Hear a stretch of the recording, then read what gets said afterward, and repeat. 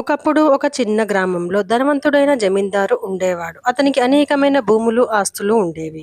అదే గ్రామంలో శాంతమైన, కష్టపడే రైతు రామయ్య నివసించేవాడు. రామయ్య తన ఉన్న పంట పొలానికి నీళ్లు కావాలి. దానికోసం బావి కొనాలని నిర్ణయించుకున్నాడు. జమీందారుకు పక్కనే ఒక నుయ్యి ఉంది. అది అమ్మాలని ఆలోచన ఉంది. రైతుని పిలిచి అమ్ముతాను అని చెప్పాడు. రామయ్య కూడా ఆ నుయ్యిని కొనాలని అనుకొని ఇద్దరూ కలిసి ధరను నిర్ణయించారు. కొద్దిసేపు మాట్లాడిన తర్వాత ఇద్దరు ఒక ధరపై అంగీకారం కుదిరి జమీందారు నుయ్యిని రామయ్యకు అమ్మేశాడు. కొన్ని రోజుల తర్వాత రామయ్య నూతిలోంచి నీళ్లు తీసుకుని పొలంలో పోయడానికి నూతి దగ్గరికి వెళ్ళాడు.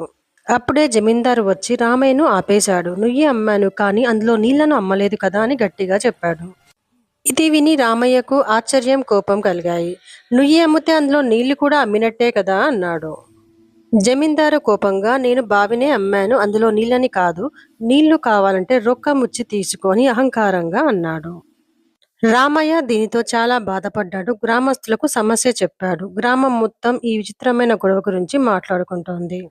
ఎవరికీ ఒక స్పష్టమైన పరిష్కారం కనిపించలేదు. చివరికి అందరూ ఒకే మాట చెప్పారు, ఈ విషయాన్ని బీర్బల్ గారి దగ్గరకు తీసుకెళ్దామని.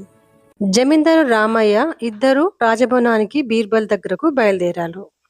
రాజభవనంలోకి చేరుకొని ఇద్దరూ తమ తమ వాదనలు చెప్పారు. బీర్బల్ చాలా శాంతంగా వారి వాదనలు విని కొద్దిసేపు ఆలోచించాడు.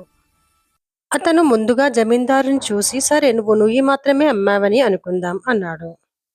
అయితే నుయ్యిలోని నీళ్లు నీవే కదా, వాటిని నూతిలో ఉంచే హక్కు నీకెలా వచ్చింది అని ప్రశ్నించాడు. జమీందారు ఆశ్చర్యపోయి ఏమి చెప్పాలో అర్థం కాలేదు. నీళ్లను వెంటనే ఇక్కడి నుంచి ఎక్కడికైనా మార్చుకో, లేదా రైతుకు నువ్వే నూతిలో నీళ్లు పెట్టుకున్నందుకు అద్దె ఇవ్వాలి అని చెప్పాడు. గ్రామస్తులు అందరూ బీర్బల్ తీర్పు విని చాలా ఆశ్చర్యపోయారు. జమీందారు బీర్బల్ తెలివికి దొరకకుండా తన తప్పును గుర్తించాడు. జమీందారు వెంటనే అన్ని రైతువే నీళ్లు అని ఒప్పుకున్నాడు. రామయ్య సంతోషంగా తన నూతిలో నీళ్లు ఉపయోగించుకున్నాడు. గ్రామస్తులు బీర్బల్ న్యాయాన్ని మెచ్చుకున్నారు.